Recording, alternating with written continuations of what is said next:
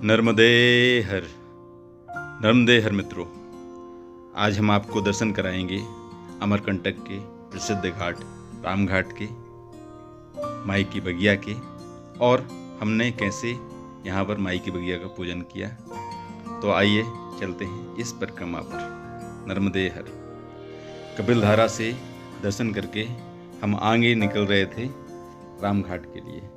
राम घाट पर एक मैया का आश्रम है जिसका परिचय हमें हमारे गुरुजी श्री शास्त्री जी नेमावर बड़े बाबा आश्रम नेमावर से मिला था।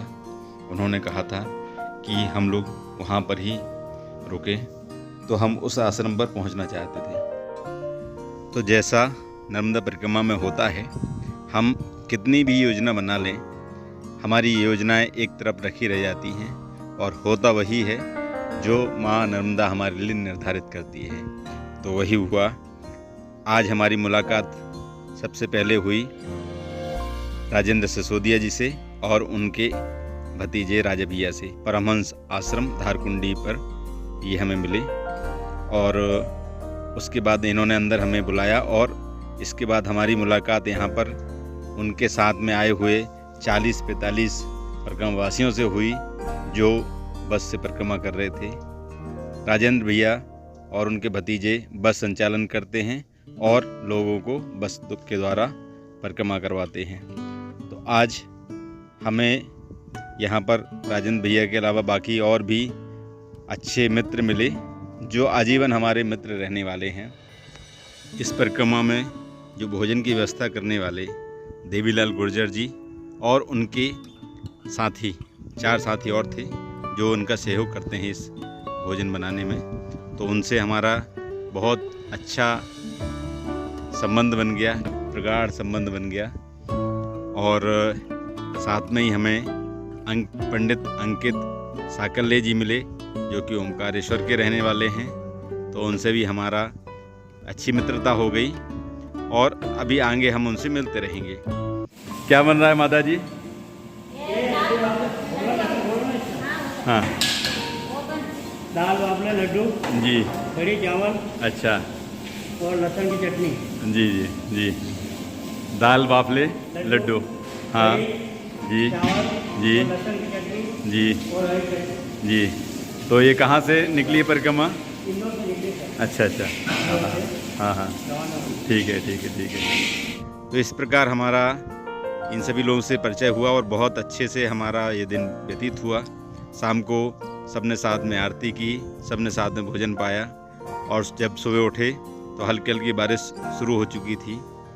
इन लोगों का भी सुबह जल्दी निकलने का कुछ प्रोग्राम था और हमें भी सुबह जल्दी निकलना था, लेकिन बारिश के चलते उनका प्रोग्राम भी स्थगित हुआ और हम भी कुछ देर रुक गए।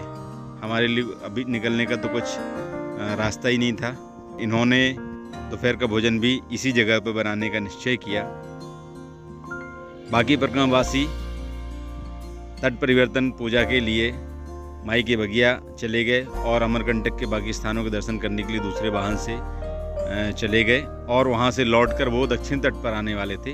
वहाँ पर ही इनका भोजन पहुँचाया जाता और वहाँ से फिर वो बस पर बैठकर आगे की परिक्रमा प्रारंभ करने वाले थे। तो इस प्रकार दूसरे दिन दोपहर तक हम सभी लोग एक साथ ही रहे और जो हमारी मित्रता है और प्रगाढ़ हो गई। इस बीच हमें समय मिला एक दूसरे को और अच्छे तरह जानने के लिए और सबके नंबर हमने आदान प्रदान किए और बहुत अच्छे से हम लोगों ने एक दूसरे से विदा ली।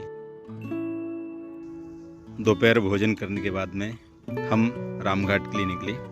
लगभग 3 बजे हम उस आश्रम पर पहुंच चुके थे।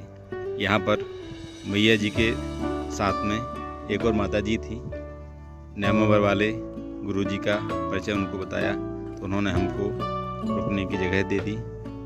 यह आश्रम अमरकंटक के पुराने आश्रमों में से एक है। आज से लगभग 30-35 साल पहले यहाँ पर अखंड रामायण हुआ करती थी और हमारे गुरुजी यहाँ पर रहकर अखंड रामायण का पाठ किया करते थे।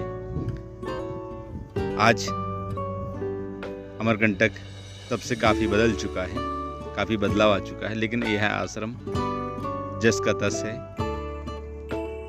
और माँ नर्मदा के तट पर ही है, रामघाट पर ही है। 15-20 फीट के दूरी पर रामघाट है। रामघाट बहुत ही सुंदर घाट है अमरकंटक के लिए। यहाँ पर जो भी परिक्रमावासी आते हैं सभी स्नान करने के लिए यहीं पर आते हैं। सामने मृत्युंजय आश्रम है और उसके थोड़ा पहले कल्याण आश्रम भी है। आसपास काफ़ी मंदिर हैं और माँ का उद्गम स्थान जो मुख्य मंदिर है यहाँ से लगभग 150-200 मीटर की दूरी पर है। तो हमने चूँकि बारिश अभी चली रही थी, 2 दिन से बारिश वैसी थी तो हम निकल नहीं सकते थे, इसलिए हमने यहाँ पर इसी आश्रम में रहकर मैया का भजन किया और वहीं रुके। और जैसे ही मौसम खुला हमने अपना आगे की परिक्रमा प्रारंभ की।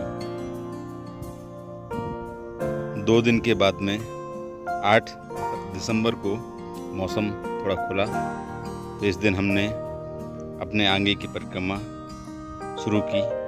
अभी आज हमें यहाँ से माई की बगिया जाना था, वहाँ से तट परिवर्तन करना था और उसके बाद हमारे दक्षिण तट की यात्रा प्रारंभ करनी थी। तट परिवर्तन को लेकर यहाँ पर 2 मत हैं। कुछ लोग मैया के उद्गम स्थान मुख्य मंदिर को ही उद्गम मानकर वहाँ से तट परिवर्तन कर लेते हैं।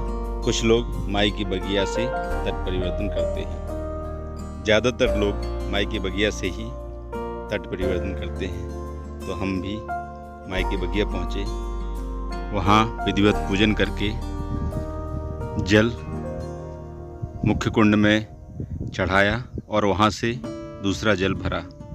यहाँ पर 5 कुंड हैं, 5 कुंड के दर्शन किए और उसके बाद में हमने अपना तट परिवर्तन किया। आज से हमारे दक्षिण तट की यात्रा प्रारंभ होती है। यहाँ से हम सागर संगम तक दक्षिण तट पर चलेंगे, वहाँ से फिर हमारा तट परिवर्तन होगा। सागर में हमारा तट परिवर्तन होता है। तो इस प्रकार हमारा आज का पूजन हुआ, आज के हमारे दर्शन हुए। अगले भाग में हम आपको सोनमुड़ा और कबीर चबूतरा के दर्शन कराएंगे। बीच में कुछ और अच्छे स्थान हैं, उनके भी आपको दर्शन कराएंगे। चलते चलते ललित दीक्षित जी द्वारा सुंदर भजन सुनने को मिला। आइए हम सब उस भजन को सुनते हैं। नर्मदे हर।